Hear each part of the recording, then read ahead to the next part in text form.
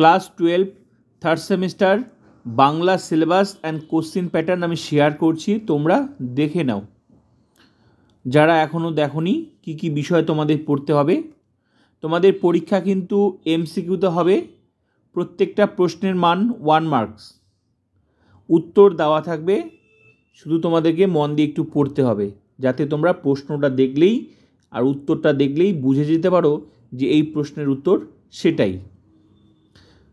তো চলো দেখে নেওয়া যাক। 40 মার্কসের প্রশ্ন হবে, 10 মার্কসের প্রজেক্ট হবে, আর 10 মার্কস হচ্ছে মানে ফোর্থ সেমিস্টার।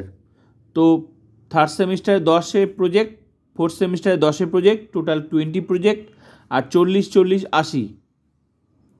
তোমার 40 হচ্ছে থার্ড সেমিস্টার আর 40 হচ্ছে ফোর্থ সেমিস্টার, তো টোটাল 80, আর ওদিকে 10 10 20, টোটাল 100। তো 40 মার্কসের কী কী হবে, তোমরা কী কী বিষয় পড়তে হবে তোমরা দেখে নাও।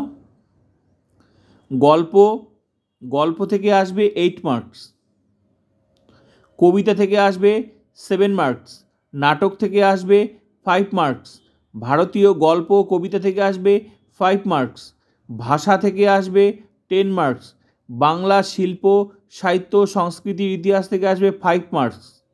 তো এবার এই গল্প কবিতার মধ্যে কী কী পড়তে হবে আমি শেয়ার করছি, তোমরা দেখে নাও।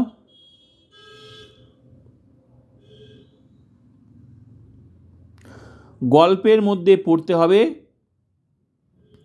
মহেশ শরৎচন্দ্র চট্টোপাধ্যায়, কবিতার মধ্যে পড়তে হবে কান্ডারি হুঁশিয়ারি কাজী নজরুল ইসলাম, ভারতীয় গল্প পড়তে হবে নেমকের দারোগা প্রেমচন্দ্র, ভারতীয় কবিতা পড়তে হবে পৃথিবী আমার কবিতা হীরেন ভট্টাচার্য, নাটকের মধ্যে পড়তে হবে লক্ষণের শক্তিশেল সুকুমার রায়, ভাষার মধ্যে পড়তে হবে বাংলা ধ্বনিতত্ত্ব, বাংলা স্বরধ্বনি ও উচ্চারণ অনুযায়ী তার শ্রেণীবিভাগ, বাংলা শব্দভাণ্ডার, শব্দার্থ তত্ত্ব, আর বাংলা শিল্প সাহিত্য সংস্কৃতি ইতিহাসের মধ্যে পড়তে হবে একে পড়তে হবে পর্ব 4, পর্ব 6, পর্ব 8, বাংলা গানের ইতিহাস সংস্কৃতি রূপরেখা পর্ব 4-এর মধ্যে, পর্ব 6-এর মধ্যে পড়তে হবে বাঙালি চলচ্চিত্র ইতিহাস সংক্ষিপ্ত রূপরেখা, আর পর্ব 8-এর মধ্যে পড়তে হবে বাঙালির ক্রীড়া সংস্কৃতি।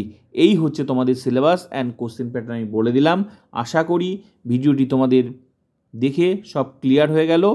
আর ভিডিওটি ভালো লাগলে অবশ্যই লাইক করবে, বন্ধুদেরকে শেয়ার করবে, ক্লাস করো, অবশ্যই তোমাদের কাজে লাগবে।